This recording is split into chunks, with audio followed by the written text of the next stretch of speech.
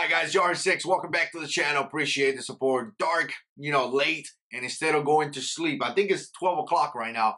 Instead of going to sleep, I'm making videos, and I wanted to talk about this topic that is kind of out there right now. I think the president made a statement about this, saying that, looking to raise the minimum age to buy an AR-15 or buy a semi-automatic rifle or a rifle, right? You guys know that you got to be 18 years old, and to buy a handgun, you got to be 21 for an FFL. Now, in some states, you can buy a handgun at the age of 18, but that will be a private sale, not really from a federal dealer. So the question came down, by many people is pretty much how come you can buy a rifle, but you cannot buy a pistol? You could be 18 to buy a rifle that carries a good amount of rounds, but, 21 to buy a pistol. It makes no sense to a lot of people, right?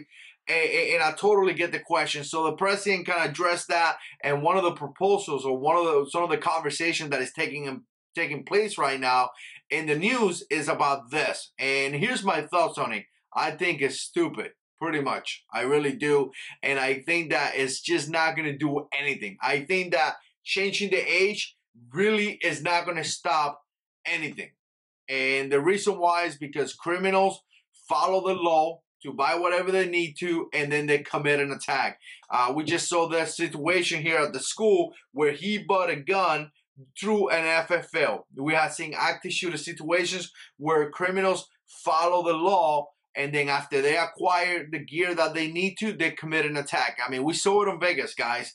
That guy didn't even have a ticket. Had a ticket or something like that. He followed the law, purchased every gun that he wanted to, and then went out there and committed an attack and killed a bunch of people, right? So again, changing the age from 18 to 21 is really not going to stop anything. It's a course of action that really not going to do anything. It's essentially a waste of time, and it's stopping people that could be in the 19, 20, 18 that are good law-abiding citizens that want to get into the sport of shooting or wants to get a shotgun for self-defense and things like that. And not other than that, if you could be 18 years old and join the military and carry a rifle in combat, I think you could be 18 years old and have the right to buy a gun. So to me, here's the deal. It's going to seem kind of like some people think, well, we need to do something about this. We need to do something about the shootings. We need to do something about the active shooter situation. And we totally agree with that. And if you see my channel, 1,300 videos,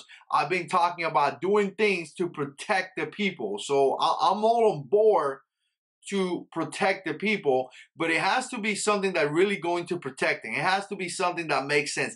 Just raising the age of an individual from 18 to 21 is really not going to stop any crime, because criminals will find a way to get a gun and kill people. And if they can't get a gun, they will get a car. If they can't get a car, they will get something else. Remember, guys, friends, 86 people, I want to say over 80 people die, and the individual, the criminal, used a truck. So guns is not the issue. Raising the age is not the issue. Implementing a more gun control is not the issue. The issue is having a self-defense plan that we could execute to protect our children. And that plan is going to include having good guys with guns and really good guys. We just saw how a police officer stood outside of the school and really didn't do nothing. So we saw how the FBI was notified multiple times about this shooting, about this individual possibly, committing this attack, and they did nothing. So again, it's not about raising people's age to buy a gun. It's not about making it harder. It's about establishing a place, establishing a self-defense plan to protect our children, and then actually do them. When you get notified that it's a possible crazy guy that is going to commit an attack, actually do what you're supposed to do. When you're a police officer and you show up to the school and there is an active shooter, having the courage to walk inside and face the bad guy. So again, let me know what you think. Put comments down below, and God is in control.